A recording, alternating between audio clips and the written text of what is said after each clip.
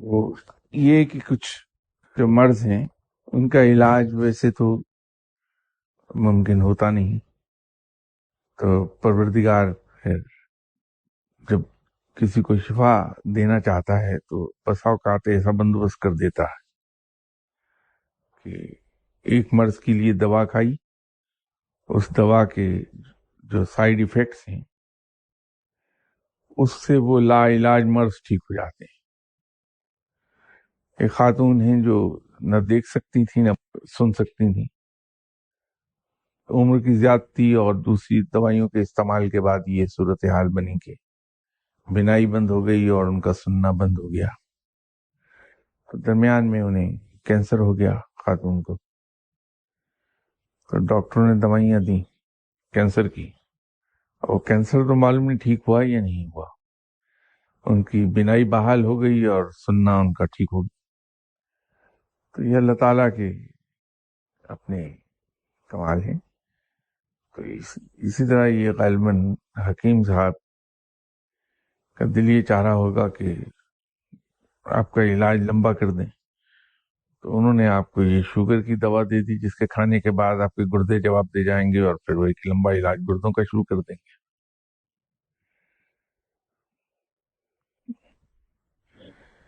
یہ کسی محترمہ نے ای میل کے ذریعے سے ایک سوال بھیجا ہے کہ ایک پیدائشی مسلمان میں اور ایسا شخص جسے اللہ نے توفیق بخشی اور سیدھی راہ دکھا دی اور وہ عمر کے کسی حصے میں اس نے اسلام قبول کر لیا، ان دونوں کے درمیان فرق کیوں ہوتا ہے؟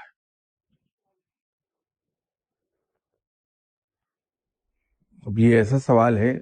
کہ مجھے یہ کہنے میں کوئی آر نہیں کہ یہ اس کا جواب شاید میری عقل سے باہر ہے۔ اس کا کیا جواب دے سکتا ہوں ماسوا اس کے کہ مولانا روم نے جو مثنوی لکھی اور وہ پوری دنیا میں نہ صرف مشہور ہوئی بلکہ آج کل اس مثنوی پر دنیا کے تمام ممالک میں کام ہو رہا ہے اور اس کے ترجمے دنیا کی تمام زبانوں میں کیے جا رہے ہیں۔ اس مثنوی کی ابتدا جس شعر سے ہے وہ چونکہ پرشین میں ہے اور پرشین اور بہت سی چیزوں کی طرح میرے بس کی نہیں ہے، اس کا اردو ترجمہ میں عرض کر سکتا ہوں۔ اس کا ترجمہ یہ ہے کہ یہ جو بانسری ہے، اس بانسری کے اندر جو سوز اور جو گداز ہے یہ کیوں کر پیدا ہوا؟ تو اس سوال کا جواب، سوال بھی خود کیا ہے مولانا روم نے، اس کا جواب بھی خود اسی مثنوی کے اشعار ہی میں دیا کہ اس بانسری کے سوز اور گداز کی وجہ یہ ہے کہ یہ اپنے اصل سے ٹوٹ گئی ہے، اس سے کٹ گئی ہے۔ تو یوں یہ بانسری روتی ہے۔ تو آگے جا کر انہوں نے ایک سوال پوچھا کہ اے انسان، تیرے اندر پھر یہ گداز کیوں نہیں کہ تو اپنے اصل سے ٹوٹ گیا؟ در حقیقت ہوتا یہ ہے کہ جب کوئی شخص ایک مسلمان گھرانے میں پیدا ہوا اور اس کے کان میں اذان دے دی گئی اور اس کا نام مسلمانوں کا سر رکھ دیا گیا، تو وہ ماں باپ سے سن سن کے اس عقیدے پر ہوتا ہے کہ میں مسلمان ہوں اور قرآن پاک جو ہے یہ اللہ کی کتاب ہے۔ وہ کبھی سوچتا ہی نہیں اس بات کو کہ اس سب کا مطلب کیا ہے اور مجھے کرنا کیا ہے اصل میں۔ اور شاید یوں سمجھ لیجئے کہ وہ ہر چیز کو فار گرانٹیڈ لیتا ہے۔ جبکہ وہ شخص جو عمر کے کسی حصے میں مسلمان ہوا وہ در حقیقت اس مذہب کو بھی جانتا ہے جس پر عمل پیرا تھا وہ. اس کے علاوہ پھر اس کے دل میں اس مذہب کے بارے میں جو شکوک آئے تو اس نے اور بہت سے مذاہب کا مطالعہ کیا ہوتا ہے، اور اس میں اسلام بھی شامل ہے. تو وہ جب اسلام کو قبول کرتا ہے اس تمام اسٹڈی کے بعد، تو وہ کنونسڈ ہوتا ہے کہ یہ مذہب سچا ہے اور اس مذہب پر مجھے اس طرح سے عمل کرنا ہے. تو وہ تمام کی تمام چیز در حقیقت بائی چوائس ہوتی ہے، وہ خود اسے چنتا ہے اپنے لیے. تو جب وہ اسلام پر عمل پیرا ہوتا ہے اسے قبول کرنے کے بعد، تو پھر اس کے تمام موٹے موٹے جتنے بھی عبادات ہیں، اس کے ارکان ہیں، ان تمام پر پھر وہ عمل پیرا ہو جاتا ہے. اسی لیے اسلام کو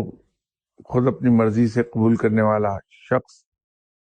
زیادہ پریکٹسنگ مسلم ہوتا ہے، زیادہ مسلمان بعمل ہوتا ہے بنسبت اس کے جو میری طرح کسی مسلمان گھرانے میں پیدا ہوا، اس کے کان میں ماں باپ نے اپنی مرضی سے اذان دلوا دی جس کا مجھے کوئی ادراک نہیں ہوتا، اور پھر نام انہوں نے میرا مسلمان کا سا دے دیا،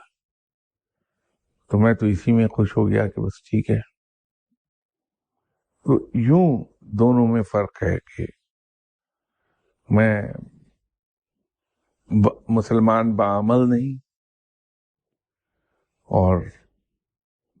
اسلام کو چننے والا بائی چوائس اسلام قبول کرنے والا زیادہ بعمل ہوتا ہے.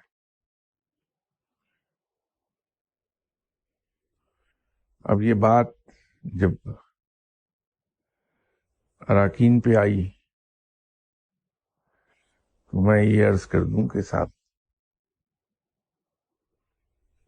ہمارے یہاں عام طور پر ایک چیز یہ سمجھی جاتی ہے کہ جو چیزیں مستحب ہیں اس کے بارے میں تو میں آزاد ہوں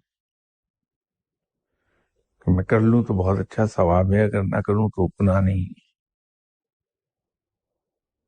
در حقیقت یہ ایسا نہیں ہے. یہ چیزیں شیطان کے حملے کے خلاف ڈھال ہیں ہمارے پاس.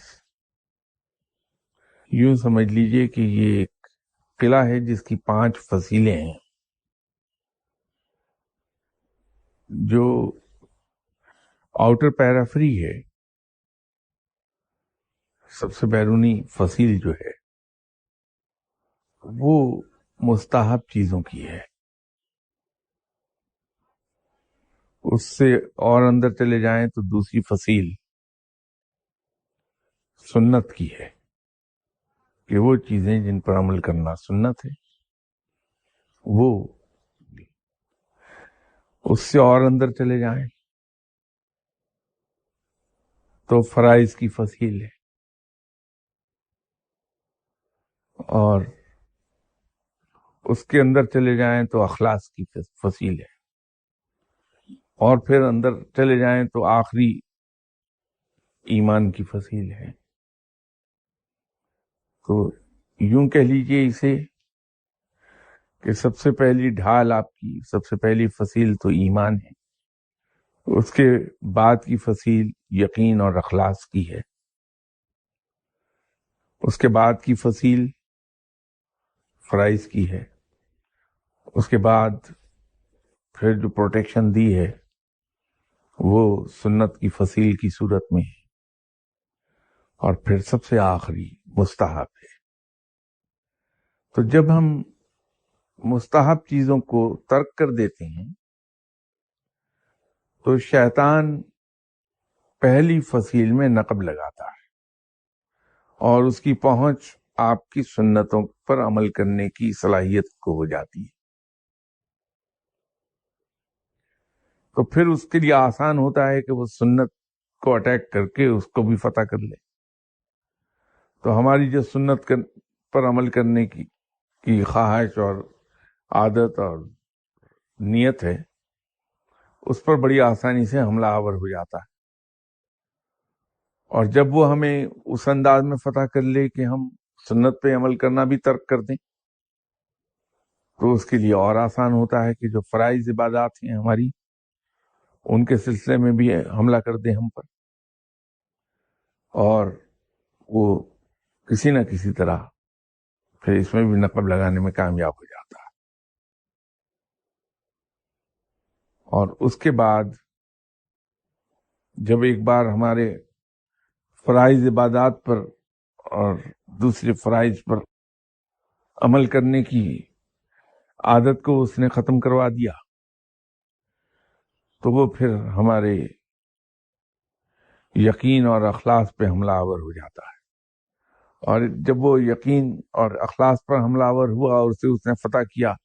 تو اب براہ راست ہمارا ایمان اس کی زد میں آ جائے گا، اور ایک وقت آئے گا کہ وہ ایمان کو بھی لے ڈوبے گا۔ تو اگر ہم یہ چاہتے ہیں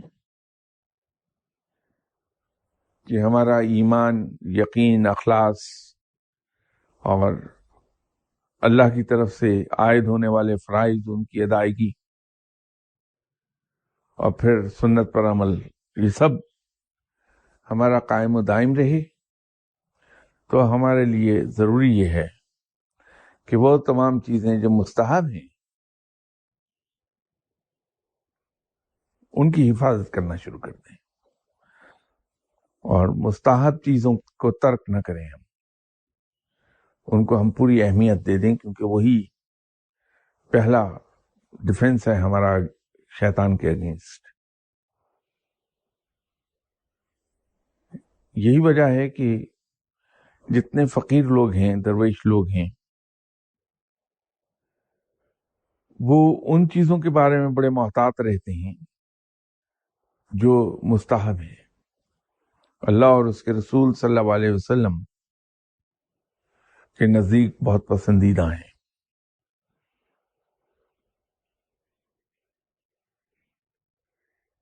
اس میں اسی ضمن میں ایک گزارش اور آپ کی خدمت پہ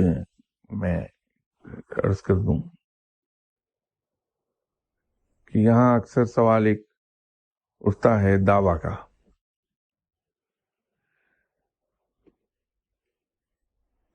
فقیر در حقیقت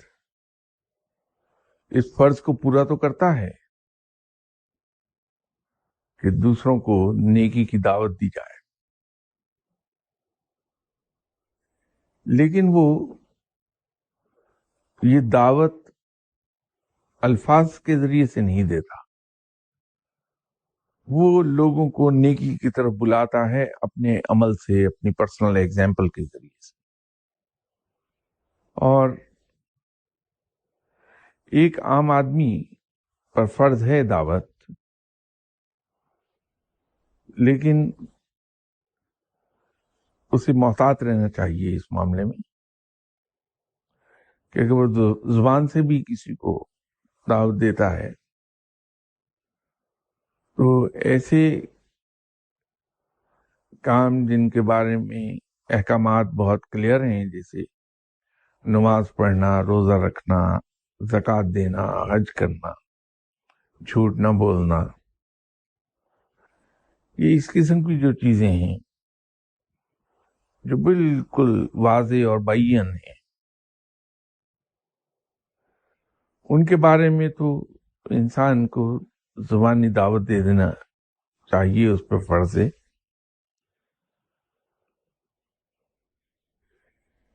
لیکن وہ چیزیں جو اتنی بیان نہیں ہیں، ان کے بارے میں انسان کو اظہار خیال نہیں کرنا چاہیے، وہ صرف عالم ہی مجاز ہے ایسی چیزوں کے بارے میں اظہار خیال کرنے کا، توقع کہ انسان کے پاس پورا علم نہ ہو اور وہ پراپرلی کوالیفائڈ نہ ہو ایسی چیزوں پر اظہار خیال کے لیے، اسے زبان نہیں کھولنا چاہیے ان چیزوں پر۔ اسی طرح جو مسائل جن پر اتفاق رائے نہیں ہے فقیہ حضرات کا، اس کے بارے میں ہمیں نکتہ چینی نہیں کرنی چاہیے، اس پر ہم کسی دوسرے کو مجبور نہ کریں کہ وہ اپنا مسلک چھوڑے یا اپنا پریکٹس کو چھوڑ دے۔ وہ تو اس میں محتاط رہنا چاہیے۔ فقیر ویسے بھی تنقید سے دور بھاگتا ہے، فقیر کبھی تنقید نہیں کرے گا، دور رہتا ہے۔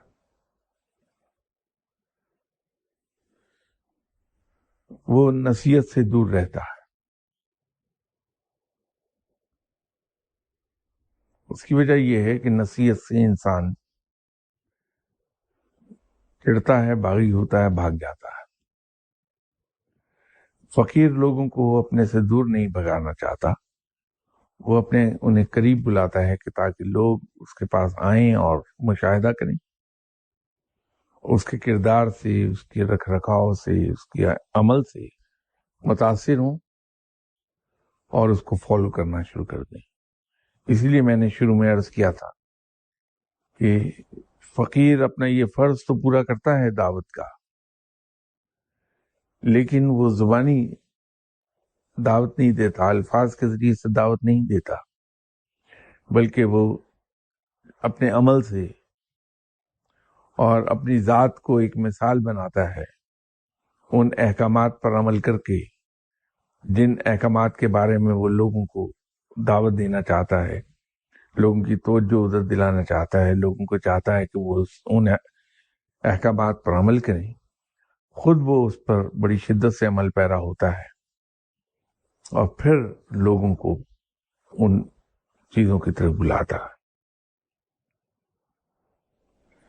دوسری چیز یہ ہے کہ فقیر ہمیشہ اپنے ذہن میں ایک بات رکھتا ہے کہ کسی کے فالٹ کو پوائنٹ آؤٹ کرنے سے پہلے مجھ پر لازم ہے کہ میں